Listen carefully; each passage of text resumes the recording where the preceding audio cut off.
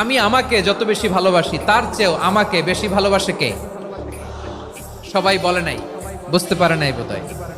আমি আমাকে যত বেশি ভালোবাসি তার চেয়েও আমাকে বেশি ভালোবাসে কে? আমার মাতা পিতা আমাকে যত ভালোবাসে তার চেয়েও আমাকে বেশি ভালোবাসে কে? আমার প্রিয়তমা স্ত্রী আমাকে যত বেশি ভালোবাসে তার চেয়েও আমাকে বেশি ভালোবাসে কে? মুবাশশিরাম বিরহমাতিল্লাহ, তিনি আল্লাহর রহমতের সুসংবাদ দেন। আল্লাহর রহমতের শেষ নাই, আল্লাহর ভালোবাসার শেষ নাই।